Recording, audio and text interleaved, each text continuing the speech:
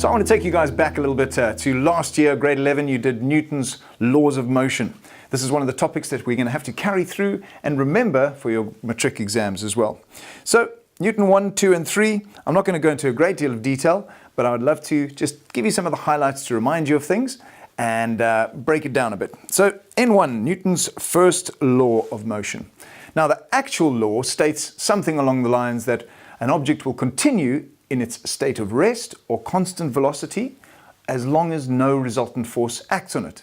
And if you haven't looked at that for a year, or if you never really understood it in the first place, you're going, what is that all about? Okay, but let's put it in simple language, the kind of language that you would use if you were maybe explaining it to your 5-year-old brother or nephew, or maybe your 85-year-old grandmother, so that it's nice and simple.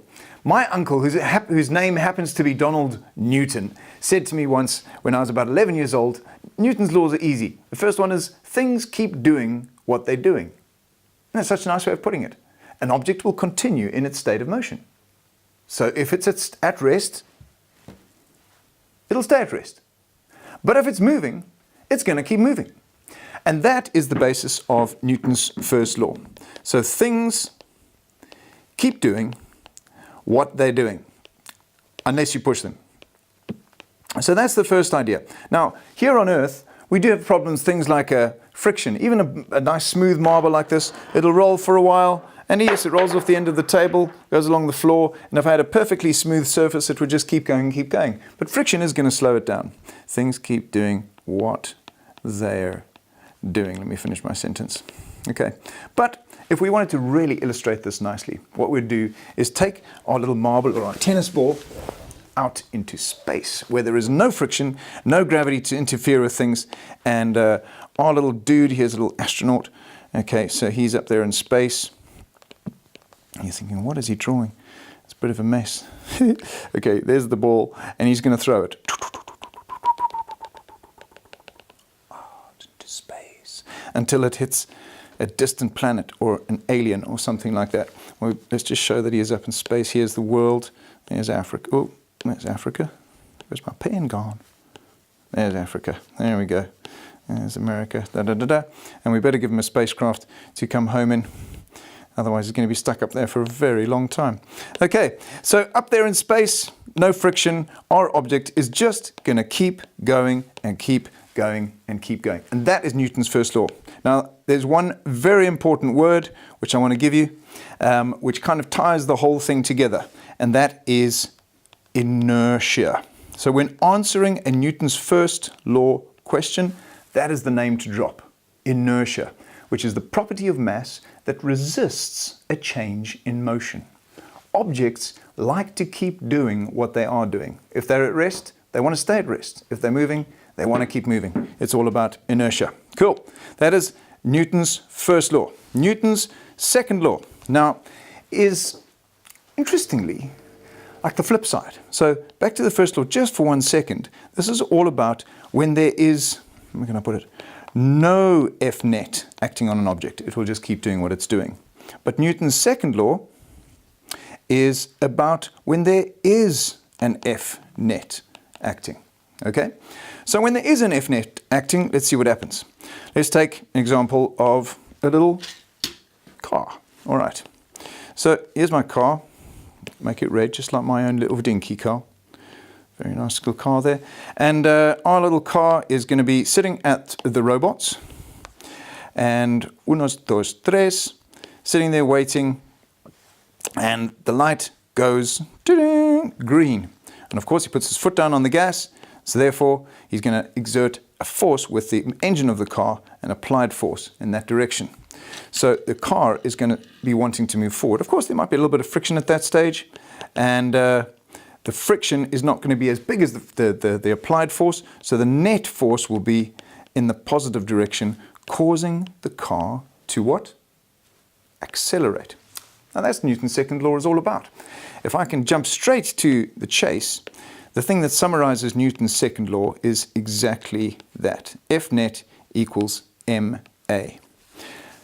When a resultant force, let me do a different color. When a resultant force acts on an object, it will accelerate in the direction of the force. That's the first and most important part of Newton's laws. What did my uncle say? Donald Newton said, when you push something, it speeds up. That is exactly the same thing. When you push something, so there's the force and the mass right there, it speeds up. Or slows down, depending which way you push it, I guess. Okay, so if you just want to have a look here, when you push something, there's the F, something is a mass, it speeds up. F equals ma. So that is a nice way to remember Newton's second law.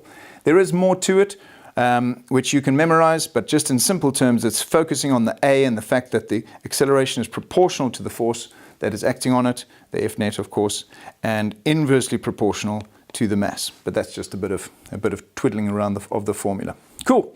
That is a summary of Newton's second law. Let's have a quick look at Newton's third law in 3. Now, it's very simple to know and to state, but it's actually quite complicated to apply sometimes. So it's all about equal and opposite and, push me, pull you kind of things going on. So a nice example that would be fairly straightforward to look at is a man pushing on a wall. If I were pushing on a wall, the wall pushes back on me. Force of man on wall. I just had an idea. I'll show you now. Force of wall on man. Now you guys think there's no wall behind me, don't you? Because I'm in like this cool space. But watch. See? I can do cool things in this space. I'm pushing on the wall and the wall is pushing back on me, holding me and stopping me from falling over. Well, I thought that was cool. I thought it was quite fun. I hope you did. Okay. Where this gets applied in a little bit more of a practical means in terms of your examination will be something like this. Now, this happens to be my first year university textbook, The Fundamentals of Physics. If that's the fundamentals, yes, I'd hate to see the full encyclopedia. Anyway, basically, the situation is that a book rests on a table and they want you to try and identify force pairs. Force pairs is really what Newton's third law is all about. Pairs of forces. A acting on B and B acting on A. So there's A with a force acting on B and B, oh, that's backwards, with a force acting on A. So in my uncle's simple words, when you push something, it pushes back. It's pretty much like, childhood playground shenanigans. Push something, it pushes back. Okay. So let's get back to our fundamentals of physics here. You could draw the two forces on it. And I'm going to purposefully put them in a different color to each other. So let's go for green for this one and blue for this one. So you know that this one is the force of gravity, or weight, and this one, as you probably know, is the normal. They're both equal if the book is stationary like this, and they are opposite. And we're tempted to say, yes, they're Newton's third law pair. But no, they're not, because they're both acting on the book. When it's a Newton's third law pair, it's got to be A on B and B on A. So we have to identify what other objects are involved here. Well, the book is resting on the table. So that's one pair. The table is pushing the book up. That's Fn. And the book is pushing the table down. That we could call Fn dash. All right? So what about gravity? What about the weight? Well, the weight is not dependent on the table. I can lift it up, keep dropping it down. I hope it's not messing up the microphone. But that gravity will act regardless of the table because it's not being attracted to the table. What's it being attracted to? Wait, I think I can hear you. It's the all earth. The whole earth is attracting the book. And similarly, the book is attracting the earth. Okay, so when trying to identify the force pairs, it's the gravitational force pulling on the book from the earth. and the earth being pulled up by the book. Okay, so the key thing is to identify, and I'll put this in orange down in the corner here, identify the two objects. What are the two objects acting? Cool. I hope that's helpful. When it comes to your exam this year, this will be a few of the marks, but this question could be up to 20 marks, and a lot of that is going to be around Newton's second law calculations. So this is where we're going to spend the rest of our time. Cool. We'll catch you just now. Bye.